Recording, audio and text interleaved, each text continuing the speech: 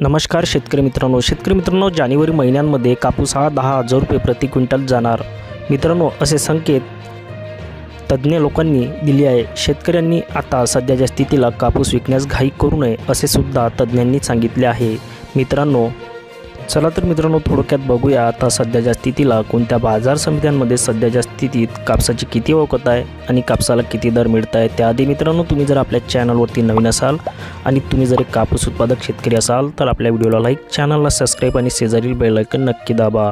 तसेच मित्रांनो, व्हिडिओ शेवटपर्यंत नक्की बघा। चला तर मित्रांनो, वेळ वाया न देता आजच्या व्हिडिओला सुरुवात करूया। बघूया आजचे कापसाचे बाजार भाव।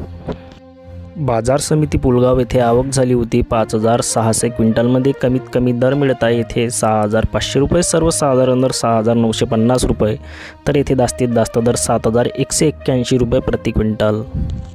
बाजार समिती भिवापूर आवक 250 क्विंटलमध्ये, कमीत कमी दर 6,700 रुपये, सर्वसाधारण दर 6,825 रुपये, तर जास्तीत जास्त दर 6,950 रुपये प्रति क्विंटल।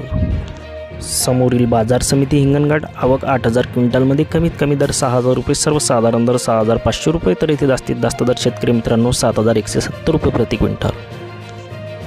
पुढील बाजार समिती आपल्याकडे हिमायतनगर येथे आवक 176 क्विंटलमध्ये, कमीत कमी दर 6,600 रुपये, सर्वसाधारण दर 6,700 रुपये, तर येथे जास्तीत जास्त दर शेतकरी मित्रांनो 6,800 रुपये प्रति क्विंटल।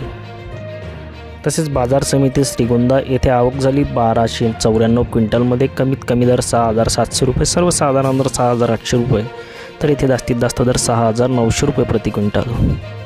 बाजार समिती राडेगाव आवक 4,000 क्विंटलमध्ये, कमीत कमी दर 6,500 रुपये, सर्वसाधारण दर 6,900 रुपये, तर जास्तीत जास्त दर 7,020 रुपये प्रति क्विंटल। तर मित्रांनो, हे होते अशा प्रकारचे आपले काही बाजार समित्यांचे कापसाचे बाजारभाव। चला तर मित्रांनो, भेटूया पुढल्या व्हिडिओमध्ये। जय हिंद, जय महाराष्ट्र।